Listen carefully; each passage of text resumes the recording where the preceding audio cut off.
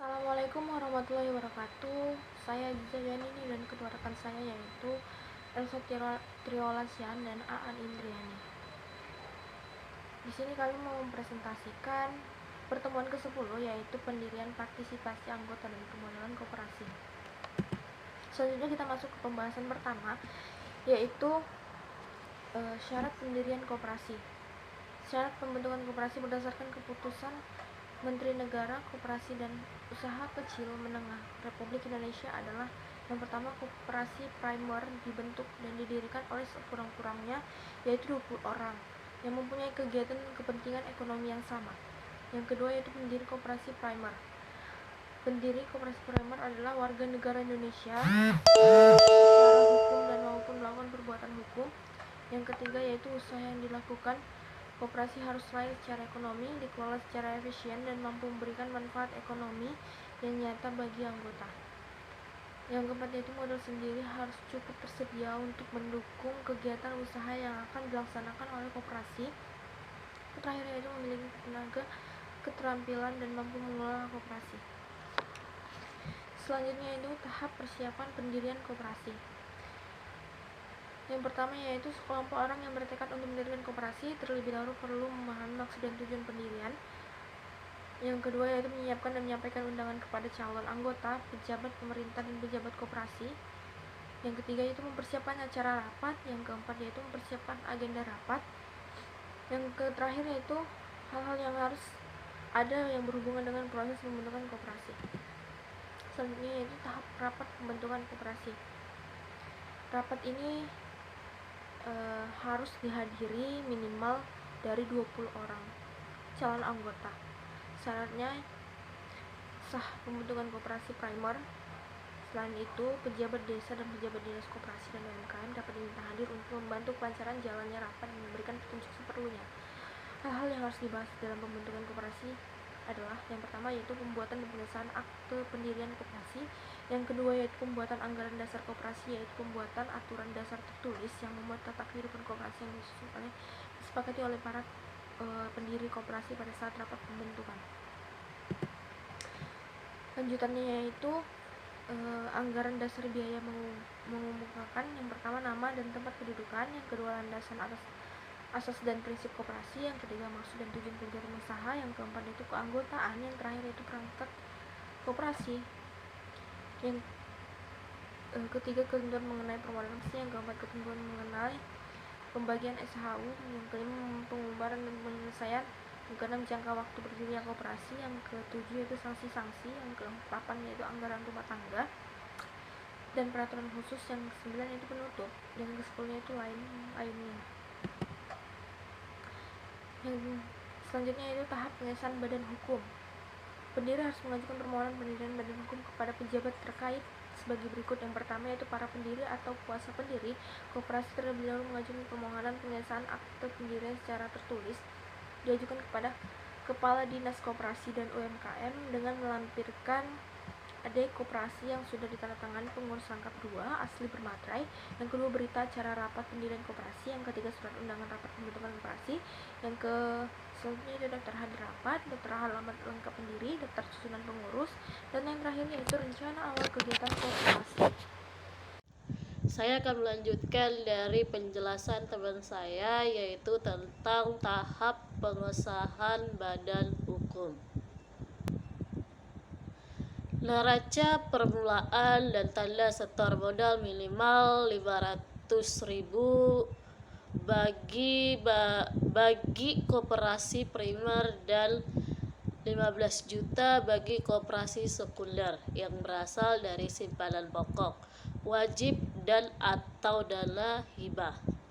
Khusus untuk KSP atau USP disertai surat bukti penyetoran modal sendiri minimal 15 juta bagi koperasi primer dan 50 juta bagi koperasi sekunder berupa deposito di bank pemerintah.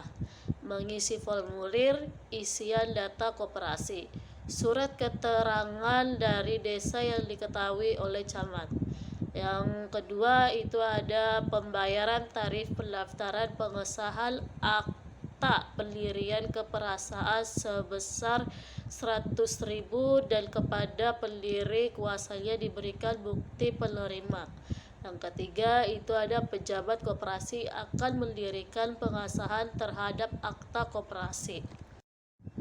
Menurut Undang-Undang Nomor 25 Tahun 1992 Pasal 20 menyebutkan tentang setiap anggota mempunyai kewajiban. Yang pertama, mematuhi anggaran dasar dan anggaran rumah tangga serta keputusan yang telah disepakati dalam rapat anggota. Yang kedua itu berpartisipasi dalam kegiatan usaha yang diselenggarakan oleh koperasi. Yang ketiga itu mengembangkan dan memelihara kebersamaan berdasar atas asas kekeluargaan. Setiap anggota mempunyai hak. Yang pertama, menghadiri, menyatakan pendapat dan memberikan suara dalam rapat anggota. Yang kedua, itu ada memilih dan dipilih menjadi anggota, pengurus atau pengawas. Yang ketiga, meminta diadakan rapat anggota menurut ketentuan dalam anggaran dasar. Yang keempat, mengemukakan pendapat atau saran kepada pengurus di luar rapat anggota baik diminta maupun tanpa diminta. Yang kelima, memanfaatkan koperasi dan mendapat pelayanan yang sama antara sesama anggota koperasi. Yang keenam, mendapatkan keterangan mengenai perkembangan koperasi menurut ketentuan dalam anggaran dasar. Rangsangan partisipasi anggota koperasi.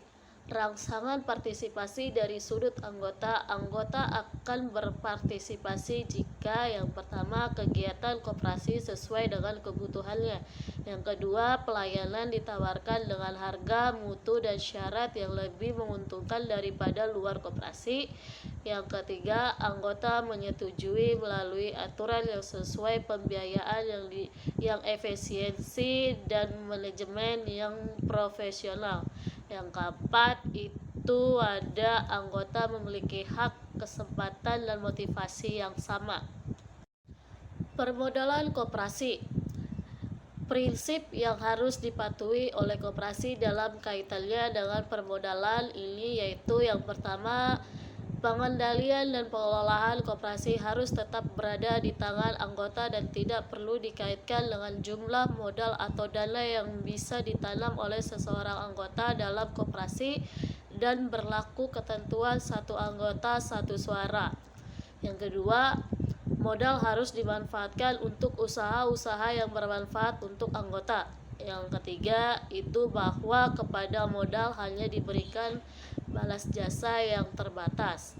Yang keempat, untuk membiayai usaha-usahanya secara efisien, koperasi pada dasarnya membutuhkan modal yang cukup. Yang kelima itu usaha-usaha dari koperasi harus dapat membantu pembentukan modal baru.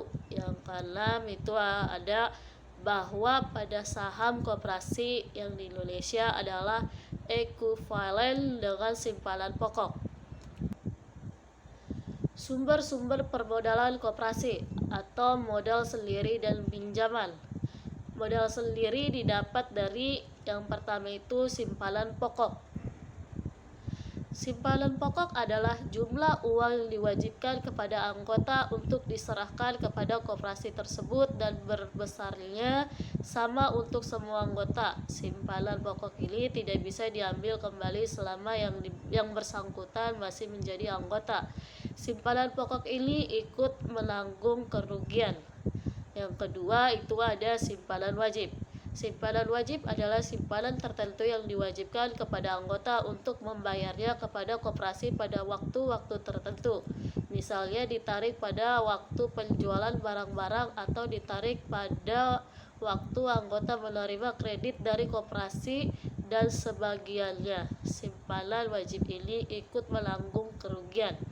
Yang ketiga itu ada dana cadangan.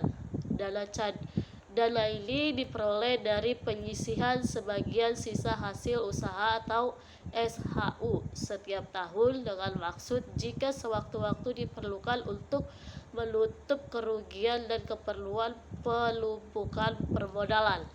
Yang keempat itu ada hibah. Baik, di sini saya akan melanjutkan presentasi dari teman saya. yaitu modal pinjaman. Modal pinjaman dapat berasal dari anggota, koperasi lainnya, dan atau anggotanya. Terus ada bank dan lembaga, penerbitan obligasi dan surat utang lainnya, dan sumber lain yang sah.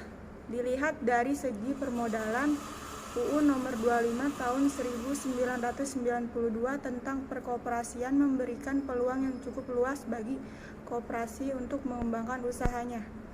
Dan selanjutnya itu ada cara lain penambahan modal dana berputar.